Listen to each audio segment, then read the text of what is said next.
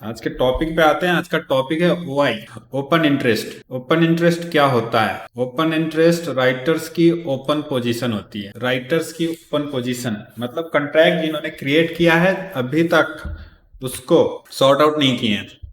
ठीक, तो हमारे पास ओआई एंड ओआई चेंज दो होते हैं, दो तरह से होते हैं, OI and OI change. OI क्या होती है? तो ओवरऑल ओवरऑल जितनी भी पोजीशन है ये ओवरऑल होते हैं, और ये इंट्राडे होता है। ठीक, तो इंट्राडे ओआई को ओआई चेंज बोलते हैं, और ओवरऑल जितने भी ओआई हैं जब से ट्रेडिंग शुरू हुई है, 3 महीने 2 महीने 1 महीने जितने से हैं सारे एक्यूमुलेटेड जितने भी हैं उसको ओआई बोलते हैं हम लोग। ओआई राइटर्स की पोजीशन है।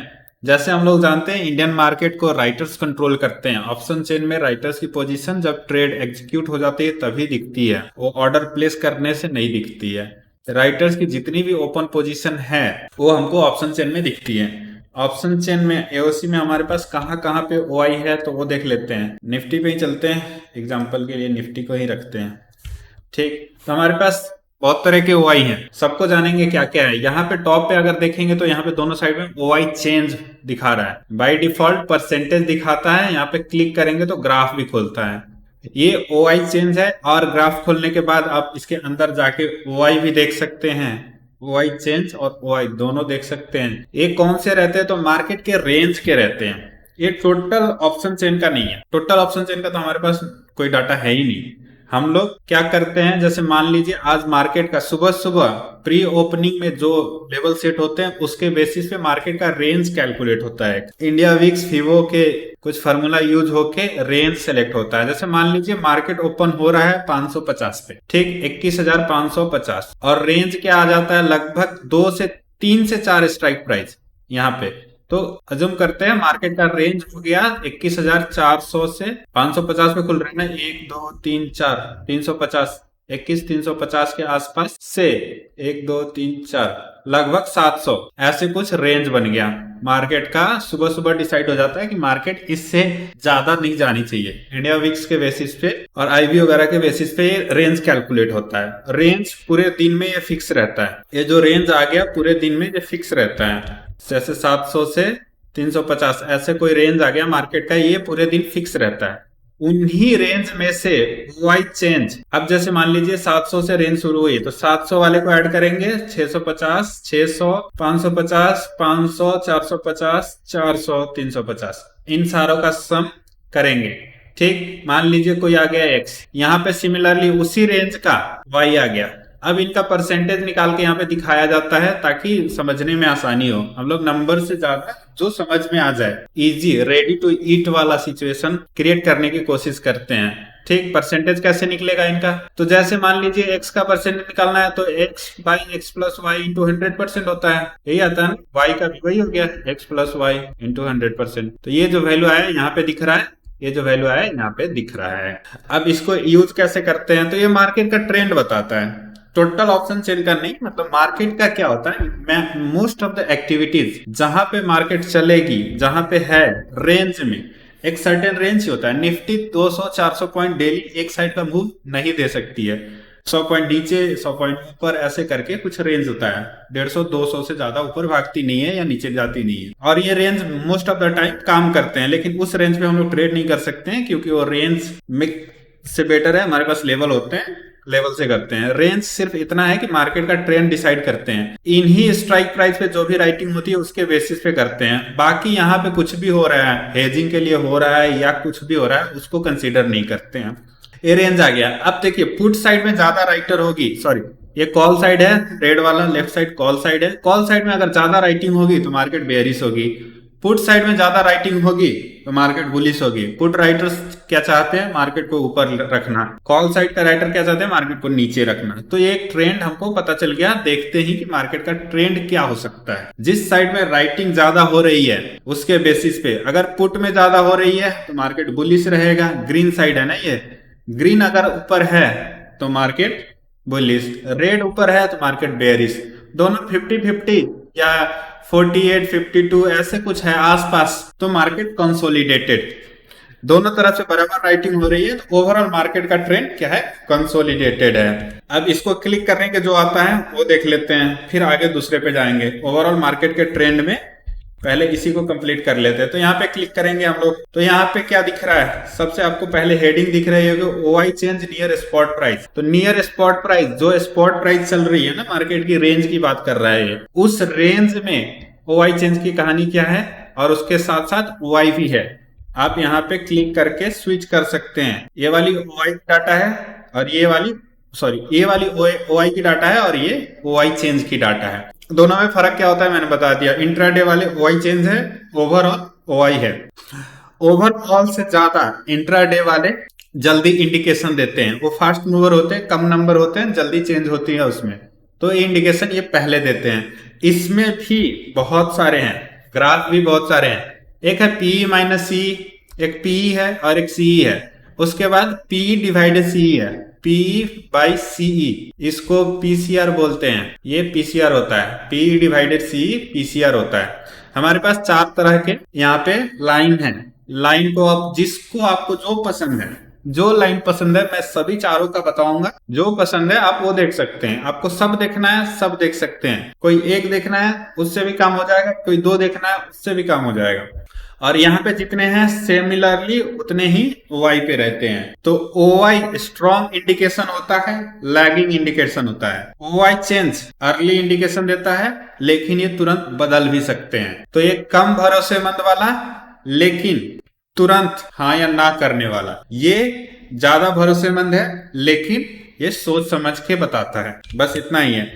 अब यहाँ पे देख लेते हैं एक एक करके, इसको इनेबल डिसेबल कैसे करना है। तो यहाँ पे क्लिक करेंगे तो डिसेबल हो जाएगा। ठीक, फेंटेड कलर से हो गया है। अब क्लिक करेंगे, इनेबल हो गया। शुरू करते हैं PE माइनस CE से। PE माइनस CE ये खुद ही बता रहा है कि PE OI change minus CE OI change. PE की OI चेंज जो सम हुआ था उसको माइनस किया जा रहा है CE की सम से। PE माइनस CE क्यों, CE माइनस PE क्यों नहीं?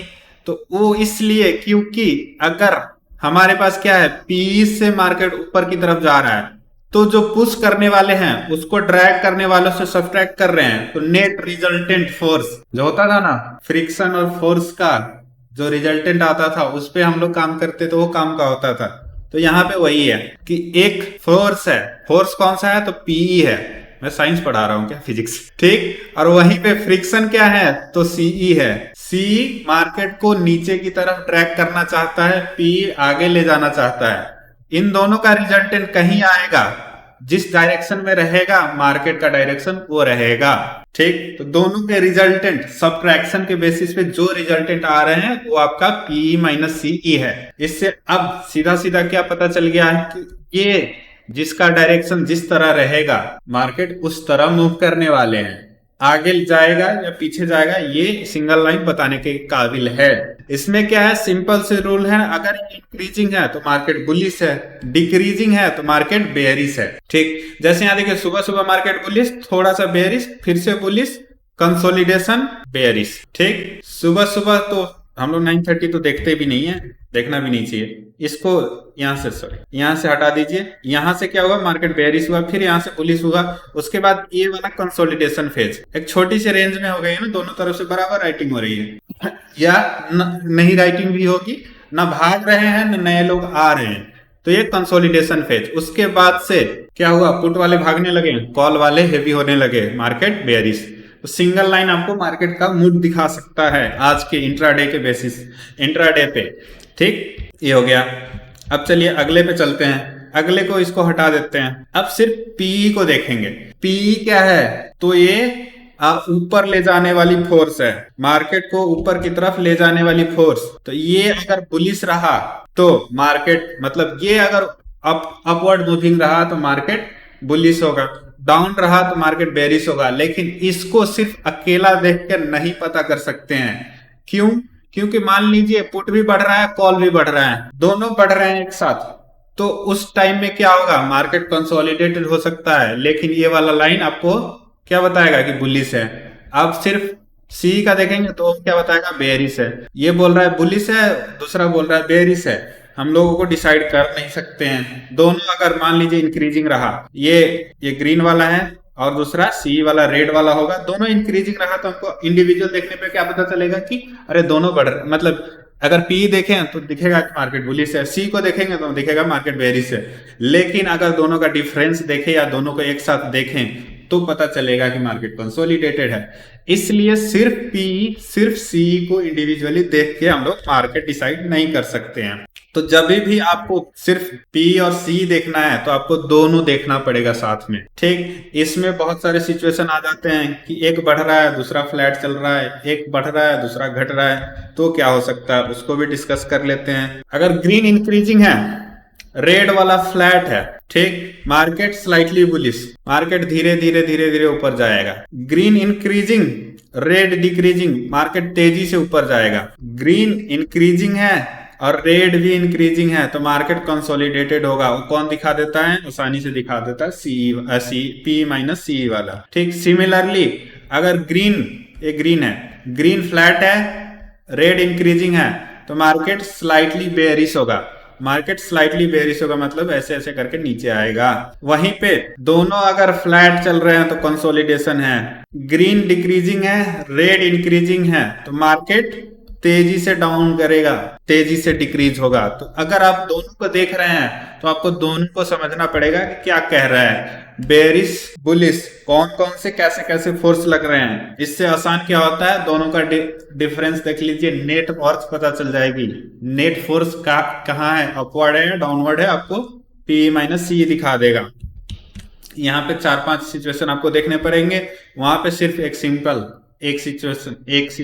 लाइन है, 3 सिचुएशन है, इंक्रीजिंग, कंसोलिडेशन, डिक्रीजिंग, मार्केट का ट्रेंड, यही 3 हो सकते हैं। यहाँ पे 6-7 हो जाएंगे, कितने होंगे, COA 2.0 जिसको बोलते हैं तिवारी जी। अब उसके साथ साथ अब यहाँ पे PE डिवाइडेड CE है। OI चेंज, आज के सिचुएशन में OI चेंज का PE डिवाइडेड CE काफी खतरनाक था। यहाँ देखिए रेंज -1.4K से 0 तक, या 0 से थोड़ा सा ही पॉजिटिव।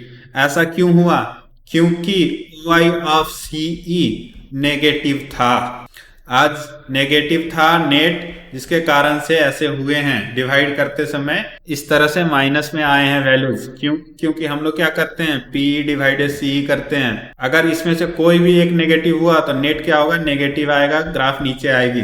तो इसलिए PE डिवाइडेड CE यहाँ पे हम लोग यूज कर तो सकते हैं लेकिन समझ में नहीं आएगा, पता नहीं चलेगा कि PE नेगेटिव था या CE नेगेटिव था। दोनों का रेशियो है, कोई भी डिजिट नेगेटिव होगा तो रेशियो नेगेटिव आता है, मैथ का रूल है। इसलिए PE डिवाइडेड CE ना यूज करे तो ही ठीक है OI चेंज के लिए, क्योंकि OI चेंज नेगेटिव हो सकते हैं, OI नहीं होगा। अब इसी के लिए बाकी सेम, ये तीनों को देखने का तरीका बिल्कुल सेम, इसको भी देखने का तरीका सेम है, लेकिन यहाँ पे आप देखिए क्या दिख रहा है, ऐसा कुछ ग्राफ बन गया है, पता ही नहीं चल रहा क्या हो रहा है। जूम करेंगे तो यहाँ पे कुछ दिखेगा, यहाँ पे देखिए अब थोड़ा सा कुछ दिख रहा है, क्योंकि वो रेंज छोटा हो गया ना, तो अब देखेंगे तो यहाँ पे दिख रहा है माइनस ही है फिर भी। तो इसलिए PCR ऑफ OI चेंज ना देखें तो बेटर है। अब OI पे आते हैं, OI पे PE माइनस C सेम जो पहले था, ये तीनों तो सेम ही है। PCR इसमें अच्छा दिखता है तो इसमें अगर यूज करना है तो PCR यूज कर सकते हैं, बाकी तो यूज करेंगे ही, PCR इसका यूज कर सकते हैं हम लोग। बाकी सबको देखने का तरीका बिल्कुल सेम है। अब PCR देखते हैं, PCR की कहानी वही है, इसमें सब्ट्रैक्शन नहीं डिवीजन हो रही है, तो रेशियो निकाला जा रहा है, रेशियो निकाला जा रहा है और कहानी सेम है। अगर इंक्रीजिंग रहा मार्केट पॉजिटिव है, अगर फ्लैट रहा तो मार्केट न्यूट्रल है, ठीक। डिक्रीजिंग रहा तो नेगेटिव है, इसमें और कुछ नहीं है, सिंगल लाइन है, सिंगल लाइन सब कुछ बता देगा। मार्केट में 3 ही सिचुएशन हो सकते हैं, या तो मार्केट कंसोलिडेटेड हो सकता है, या नेगेटिव हो सकता है, या पॉजिटिव हो सकता है।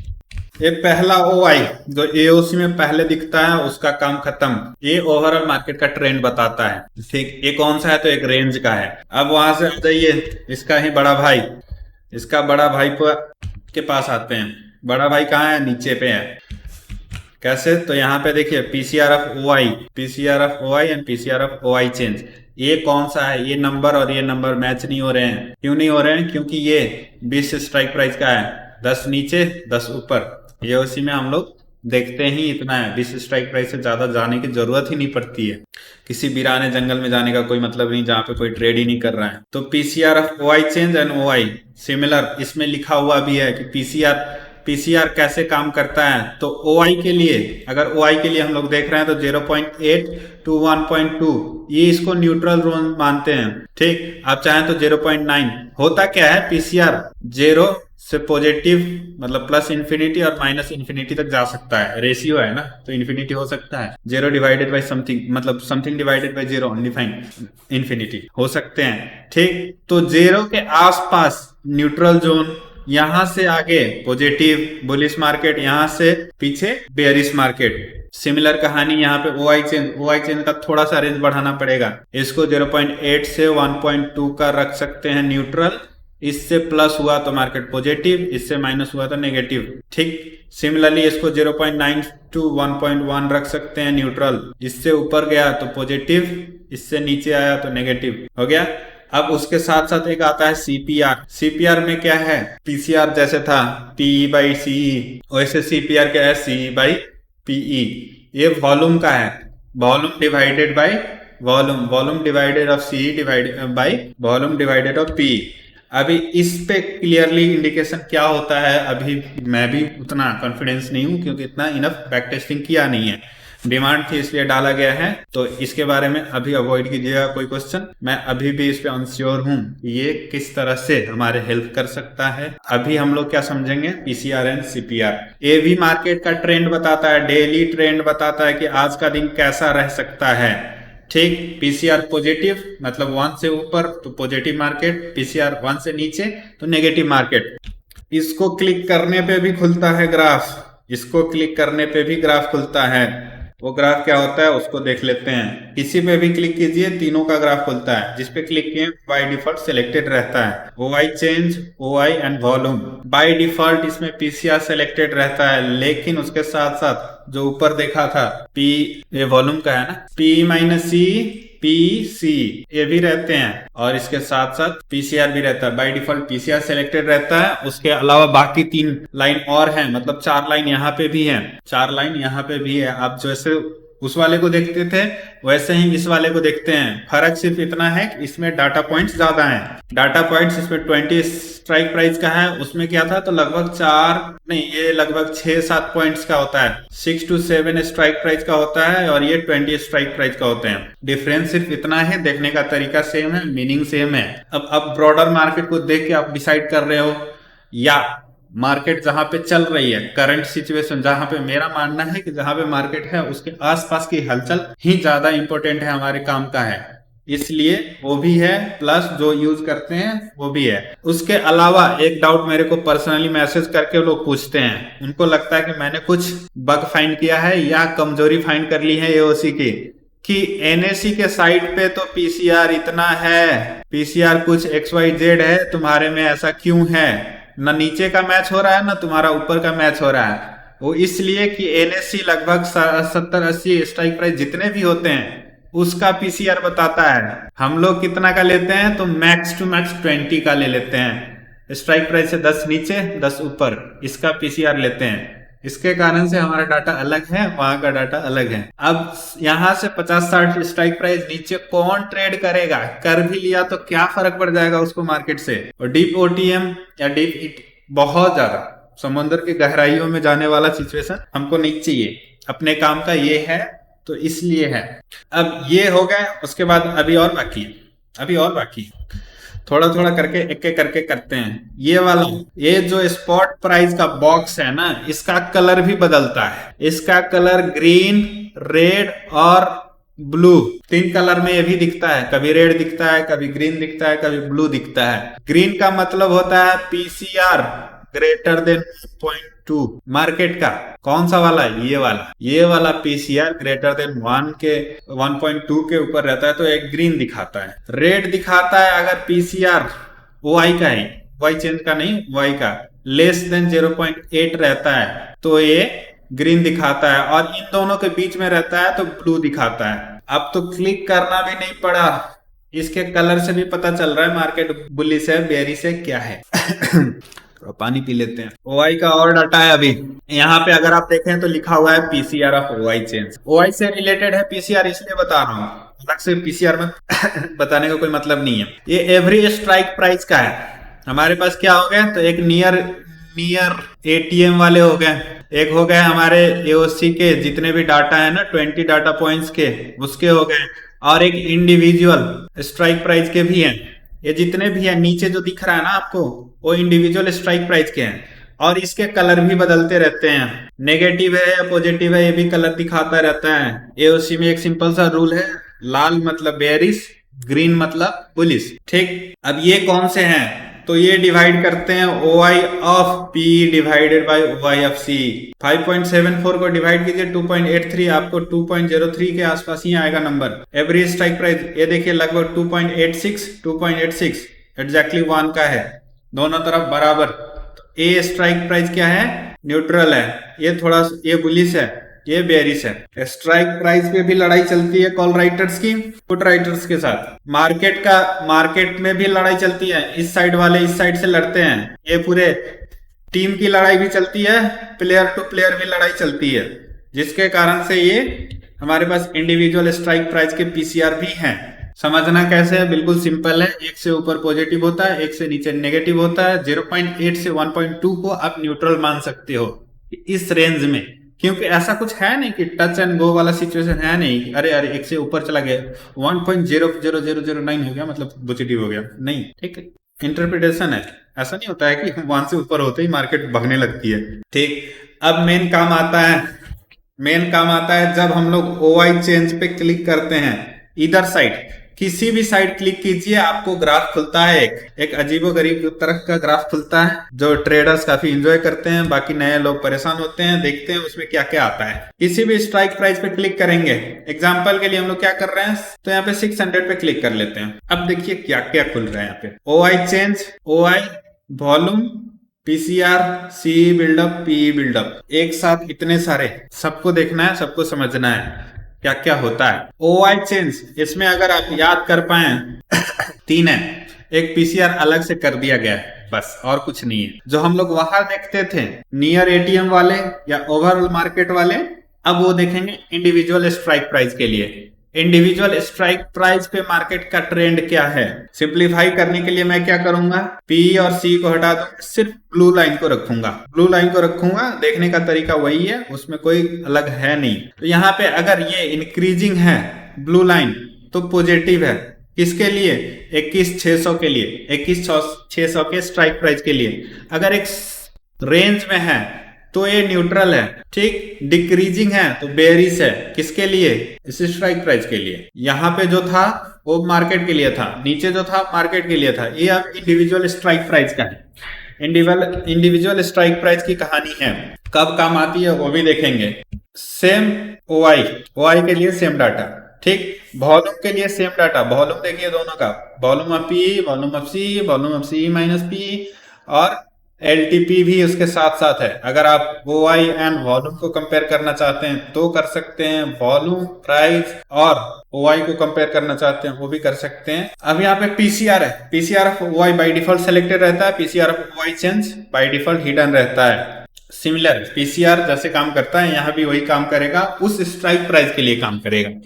ठीक, सी बिल्डअप और पी बिल्डअप कल वाले टॉपिक में करते हैं, क्योंकि यहाँ पे फ्यूचर बिल्डअप भी आएगा उसके साथ, इसलिए उसको छोड़ देते हैं, कल वाले टॉपिक में उसको कवर करेंगे। कल हम लोग फ्यूचर बिल्डअप को देख लेंगे, क्योंकि फ्यूचर बिल्डअप जैसा काम करता है वही सी बिल्डअप और पी बिल्डअप है, थोड़ी सी डिफरेंसेस हैं, उसको कल समझेंगे अलग से, या अभी क्वेश्चन आंसर के बाद टाइम मिला तो कर लेंगे। ठीक, अब हम लोग ओवाई को कब देखते हैं, कब नहीं देखना चाहिए। तो सबसे इंपॉर्टेंट रूल, अगर ऑप्शन चेन बोल रहा है हमको ट्रेड, बोल रहा है कॉन्फिडेंस के साथ ऑप्शन चेन ट्रेड बोल रहा है, तो वहां पे ओआई नहीं देखते हैं। जैसा आज हुआ, मार्केट 700 के रेजिस्टेंस पे था, रेजिस्टेंस स्ट्रॉन्ग था, ओवरऑल मार्केट का ट्रेंड बहुत ही ज्यादा पॉजिटिव था, बहुत ज्यादा, हद से ज्यादा पॉजिटिव था, क्योंकि यहाँ के सारे राइटर भागे हुए थे, सिर्फ पुट राइटर थे।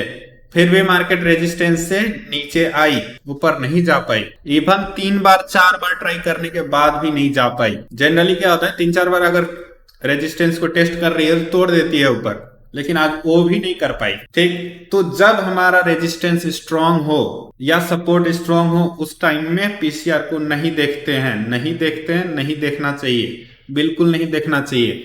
देखना कब चाहिए? जब ट्रेड फंस रहा हो, जब कुछ पता नहीं चल रहा हो। 700 पे रेजिस्टेंस स्ट्रांग है, 500 पे सपोर्ट स्ट्रांग है, मार्केट कहीं 600 के आसपास है, 550 के आसपास है, 550 के सपोर्ट या रेजिस्टेंस पे है, तब देखेंगे कि यहां से ऊपर जा सकती है या नीचे जा सकती है। ओनली जब पता हो कि मार्केट कोई सपोर्ट या रेजिस्टेंस की शिफ्टिंग नहीं कर रहा है, कहीं से कोई शिफ्टिंग का प्रेशर नहीं आ रहा है, तभी देखेंगे। हमेशा देखेंगे तो दिक्कत हो जाएगी, अच्छे अच्छे ट्रेड छूट जाएंगे, गलत ट्रेड भी पकड़ा सकते हैं। जैसे 700 के रेजिस्टेंस है, जैसे मार्केट कैंडल ऊपर गई होगी, बहुत सारे लोगों ने कॉल लिया होगा, लेकिन वो फंस गए होंगे आज। ठीक, तो हम लोग क्या करेंगे? जब मार्केट में डायरेक्शन नहीं दे रहा है, ऑप्शन चेन डायरेक्शन नहीं दे रहा है, तब ओआई से पूछेंगे कहां जा सकते हो, वो भी जब बीच के लेवल्स पे मार्केट रहा तो। ठीक, अब एक एग्जांपल के साथ समझते हैं। जैसे मान लीजिए मैं देख रहा हूं मार्केट क्या है, एक हाइपोथेसिस में हम लोग समझ लेते हैं कि 700 का रेजिस्टेंस स्ट्रांग है, मार्केट 500 का सपोर्ट स्ट्रांग है, मार्केट 600 के सपोर्ट पे चल रहा है। 600 का सपोर्ट, 21,600 का सपोर्ट, 21,550 का रेजिस्टेंस भी होता है। यही एक लाइन होता है, दोनों को सेपरेट करता है। दूसरा रूल ट्रेडिंग का क्या है कि अगर सपोर्ट से मेरे को कॉल बाई करना है तो सपोर्ट से करूंगा, पुट बाई करना है तो रेजिस्टेंस से बाई करूंगा, पी अगर लेना है तो रेजिस्टेंस से, सी लेना है तो सपोर्ट से। एक ही लाइन है, ये लाइन एक ही है, लेकिन ये क्या है? 21,600 का सपोर्ट है और 21,550 का रेजिस्टेंस है। अगर मैं सी का देख रहा हूं तो मुझे क्या दिखना चाहिए? इस तरह का कोई मूव देखना चाहिए। 600 के सपोर्ट से देखना है, तो 600 का सपोर्ट से ऊपर जाएगा या नहीं जाएगा कौन बताएगा? 600 की ओआई बताएगी। अगर मैं पुट लेने की सोच रहा हूं, अगर मेरी थिंकिंग पुट की है तो 550 की ओआई बताएगी इसके रेजिस्टेंस से नीचे जाएगा या नहीं। इसलिए अगर पी लेना है तो रेजिस्टेंस से, सी लेना है तो सपोर्ट से, ये क्लियर होना पड़ेगा। लोग क्या करते हैं, 550 के ओआई ग्राफ को देख लेते हैं और यहां से सी ले लेते हैं। 550 का रेजिस्टेंस का काम यही था, ये बोल रहा है ऊपर जाएगा, ठीक है, लेकिन सी अगर 600 बोल रहा है कि नहीं मैं ऊपर आने नहीं दूंगा, तो मार्केट यहीं पे घूमेगा ना, बॉर्डर पे ही। इंडिया बोल रहा है तू जा, पाकिस्तान बोल रहा है तू मत आ, तो क्या होगा? बेचारा बॉर्डर पे रह जाएगा। इसलिए सपोर्ट से कॉल की बाइंग, रेजिस्टेंस से पुट की बाइंग, एक ही लेवल दोनों हो सकते हैं, दोनों होते हैं, सपोर्ट भी होता है, रेजिस्टेंस भी होता है। किसी जैसे मान लीजिए 550 का रेजिस्टेंस, 600 का सपोर्ट होता है, 600 का रेजिस्टेंस, 550 का सपोर्ट होता है। ये दोनों बीच में सेपरेशन क्या है? सपोर्ट रेजिस्टेंस की सेपरेशन रहती है, एक ही लाइन। तो अब हम लोग मान लेते हैं क्या कि मेरा रेजिस्टेंस 700 का स्ट्रांग है, 700 की रेजिस्टेंस स्ट्रांग है, 500 की सपोर्ट स्ट्रांग है। अब मुझे लेना है क्या है? तो मार्केट कहां पे खड़ी है? 600 के 600 के सपोर्ट पे खड़ी है, मार्केट 600 के सपोर्ट पे खड़ी है। लाइन बन गई हमारी, मार्केट ऊपर ही रुक रही है या ऊपर है, तो ये क्या हुआ? 600 की सपोर्ट है। इसी लाइन के नीचे रहती तो क्या होता? ये 550 का रेजिस्टेंस होता। अभी मेरे को कॉल साइड में दिख रहा है, मैं कॉल साइड में ट्रेड लेना चाहता हूं, तो 600 की ओआई पे चलेंगे, 600 की ओआई पे, ओआई चेंज पे क्लिक करेंगे। तो पहला बात हम लोग ओआई को देखेंगे, सॉरी ओआई चेंज को देखेंगे। ओआई चेंज को देखेंगे कब देखेंगे? जिस टाइम में रहेगा। अभी तो यहाँ पे सारा कहानी खत्म हो चुका है, फिर भी अभी के रिसेंट एक्टिविटीज क्या दिख रहे हैं?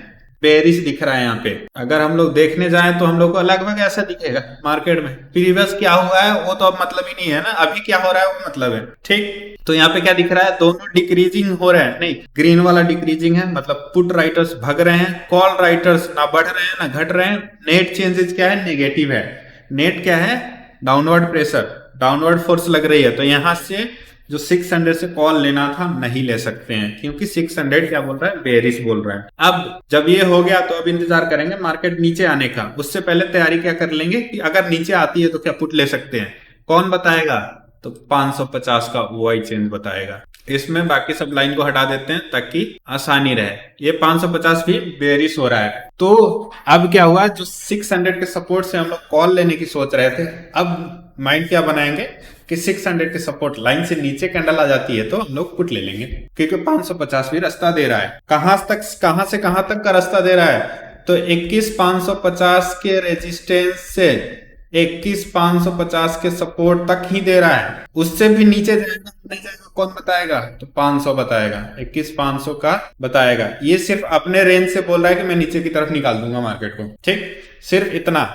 अब दूसरी बात एक इंपॉर्टेंट यहाँ पे छूट गया है, क्योंकि काफी लोगों का डाउट रहता है, वो मैं कर देता हूं। यहाँ पे ब्लू लाइन का क्रॉसओवर कभी नहीं देख सकते हम लोग। क्यों नहीं देख सकते? ब्लू लाइन का क्रॉसओवर क्यों नहीं देख सकते? क्योंकि ब्लू लाइन की स्केल अलग है। ब्लू लाइन की स्केल ये है और रेड और ग्रीन लाइन की स्केल ये है, दोनों की स्केल अलग है, एक दूसरे पे इम्पोज किया गया है। समझने के लिए कैसे, अगर मैथ के टर्म में या फिजिक्स के साइंस के टर्म में बताएं तो क्या होगा कि मैंने एक ग्राफ बनाई किसी ट्रांसपेरेंट शीट पे, ठीक, दूसरी ग्राफ बना ली मैंने, उसके एक्स वाई अलग हैं, ये इसके एक्स है इसके वाई है। अब क्या किया मैंने, दो को लाके एक के ऊपर एक रख दिया, एक फोटो के ऊपर दूसरा फोटो रख दिया, तो वो ग्राफ और इस ग्राफ में कोई मतलब ही नहीं है, क्योंकि इसका स्केल अलग है ना, ये अलग स्केल का है। इसमें मीटर में हो रहे हैं, इसमें किलोमीटर में नापा जा रहा है पॉइंट। जैसे 5,1 मेरे को यहाँ पे ड्रॉ करना हुआ तो ये यहाँ पे आएगा, ठीक, यहीं पे 5,1 करेगा, यहीं पे आएगा, लेकिन दोनों को एक के दूसरे के रखेंगे तो कंपेयर हो सकता है क्या? 5 किलोमीटर को 5 मीटर से कंपेयर कर सकते हैं क्या? नहीं कर सकते हैं। इसलिए इन ब्लू का क्रॉसओवर ग्रीन से या रेड से डजंट मैटर, अलग स्केल है, अलग ही क्वांटिटी है। कैसे पता चलेगा अलग है या नहीं? यहाँ पे देख लीजिए, ये क्रॉस ओवर हो रहा है ना, इस पॉइंट पे मेरा कर्सर जहां पे है, यहाँ पे कर्सर मेरा जहां पे है वहां पे क्रॉस हो रहा है ना। अब देखिए P माइनस सी कितना है, यहाँ पे क्यों नहीं आ रहा है? अच्छा ये चेंज हो रहा है ना, यहाँ पे क्रॉस होता हुआ दिख रहा है ना, लेकिन क्वांटिटी नंबर्स देखिए, नंबर कैसे देखेंगे, यहाँ पे P माइनस सी कितना है, 1.88 है, P कितना है तो 1.68 समथिंग था, वहीं पे C कितना था, बहुत ज्यादा था। तो ये अलग अलग नंबर है, फिर भी यहाँ पे क्रॉस कैसे हो गए? अलग नंबर एक ही साथ क्रॉस कैसे हो गए? इसको जूम कीजिएगा, इससे क्रॉसिंग पॉइंट चेंज होते जाएगा, क्योंकि इसका स्केल चेंज हो रहा है ना, एक साइड का स्केल चेंज हो रहा है। देखिए आप इस साइड में ध्यान से देखिएगा और इस साइड में ध्यान देखिएगा, ये स्केल भी चेंज हो रहे हैं। दोनों साइड में स्केल देने का मतलब ही क्या है, अगर एक ही रहता तो? यहाँ देखिए चेंज हो रहे हैं ना इनके वैल्यूज, 4 मिलियन मैक्सिमम 0 था, यहाँ पे 2 मिलियन माइनस 1.8, माइनस का भी हो सकता है क्या? वाई चेंज तो हो सकता है लेकिन यहाँ पे 0 से ये पॉजिटिव है या नेगेटिव हो रहे हैं। और इसको जूम कर रहा हूँ तो ये स्केल चेंज हो रहे हैं, कभी इस साइड का हो रहा है कभी इस साइड का हो रहा है, क्योंकि स्केल ऑटोमेटिक एडजस्ट करता है मैक्सिमम टू मिनिमम, जितना डाटा पॉइंट है उसको अच्छे से दिखाने के लिए। तो ओवरऑल ये था ओआई की कहानी। जितनी भी ओआई हैं एओसी में वो सभी की कहानी यही थी। अब इस पे शुरू करेंगे क्वेश्चन।